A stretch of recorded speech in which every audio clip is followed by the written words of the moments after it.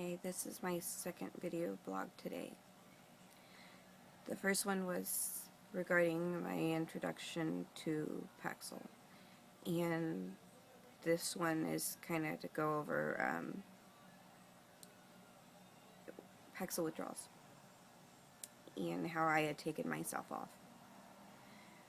To cut to the chase, I lived a pretty busy life, and basically I didn't take the time to research Paxil weaning, but I did know that I should have weaned myself off, only because I remember a statement my psychiatrist had made about, there coming a time where we would wean myself off Paxil.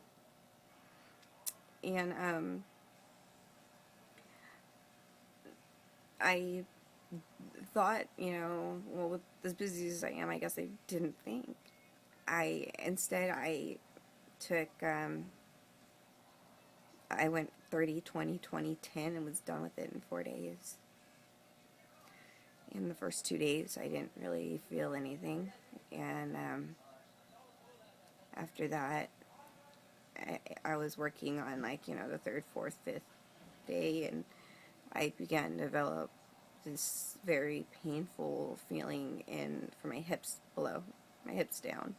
It kind of felt like my pelvis was coming apart, separating, and I would have these muscle spasms and joint pain, and basically, I took over-the-counter pain medication, but it never really helped. It may have taken the edge off a little, but I had to literally pull myself up from the ground in order to get back up, using my arms and any upper body strength that I had. And the days to follow that, I began to develop flu-like symptoms, and I live in California, and it's November, and the flu is going around here, so it made sense that I would have caught the flu. And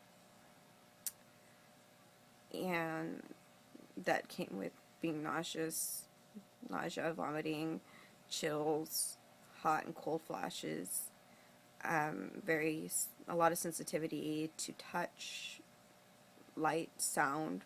Sound was the worst. It was like I could hear something and it would it would just catapult into my eardrums and ricochet around, and it was just horrible. It was extremely, it seemed like the smallest thing sounded like this enormous boom, and it was very difficult. And I still didn't make a connection with Paxil. I never thought that, a simple little antidepressant would cause that. I've heard people get off Zoloft all the time, and, I've never heard of antidepressant withdrawals. It's not like it's heroin or, cocaine or some sort of street drug that people have to go to rehab for. It's just an antidepressant that was given to me because I had an anxiety attack, so I just didn't think that it would be that big of a deal coming off.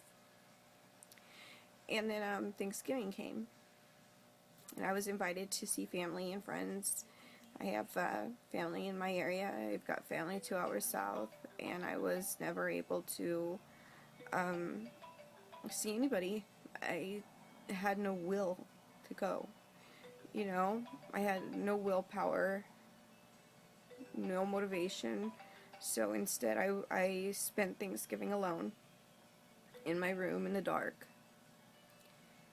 and around 4 p.m. I guess I fell asleep on Thanksgiving, and then around midnight I woke up and I started crying, and I cried and cried and cried until about 6 p.m. in the morning, 6 a.m. in the morning. And then I guess the light bulb came on, and I started doing some research online, and it dawned on me that all of this could have been the Paxil. I started reading about the suicides, the homicides, these horrible withdrawal symptoms, these recovery stories that resulted in someone ending up back on this drug rather than being free from it. And I had no idea. Nothing had ever been mentioned to me from my psychiatrist. Nothing had ever been known to me about this drug. You know, you walk into a doctor's office with the anticipation of being taken care of. You entrust medical professionals with your life. And you go to them for their guidance because they studied this, not you. So you turn to them. And then you discover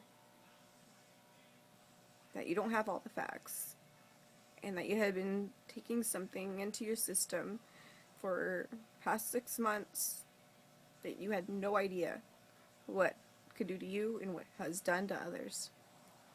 It's crippled people's lives. It's taken people's lives. And it's destroyed other people's lives. And here I am, completely naive, that I am suffering through the withdrawals of Paxil. So, since I realized it, and now that I remember, that I have a friend, and she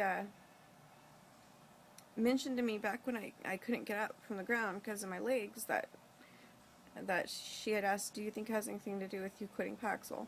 And I said no. Maybe it's this or this or this, but it's just never dawned on me that it would be Paxil. So basically, I just find it to be very deceptive about how much information about this drug is withheld, and how you can get written a prescription and not really be given options by the information about the drug. And it never really seemed to matter to me before. I always trusted 100% into, the medical professionals that I chosen to work with. And now I'm gonna be keeping some progress of what happens from here on out, because I don't know, and I am very scared. I'm really trying not to be scared, because I know the mind is such a powerful thing, and if I could somehow be positive, maybe, and that it would turn around. But one of the biggest challenges with being positive is about 2 days ago, I started noticing thoughts that would come into my mind. I mean, it was right before I found out or really acknowledged Paxil as being the problem. These thoughts that would come into my mind that I kind of couldn't identify with, they just were there, and they were very negative thoughts, and sometimes they were so strong I could feel the thought.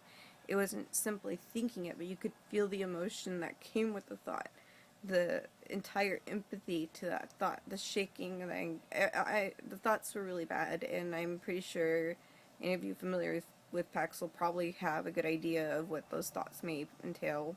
And I'm not a person who is suicidal at all. At all. The will to do that to myself isn't there. And suddenly I'm hit with just very dark thoughts, some of them not having to do with that at all, but having to do with other things that are very dark, but not homicidal or anything like that, but just really, really, like, tragic accidents to people I care about. Things like that would just rotate around my mind over and over and over and over again. And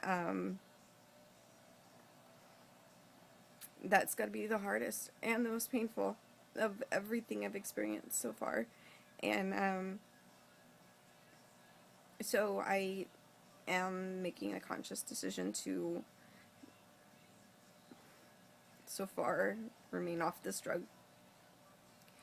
and see how it goes, and maybe find another doctor who may be able to help me somehow without putting me back on that drug or any other SSR.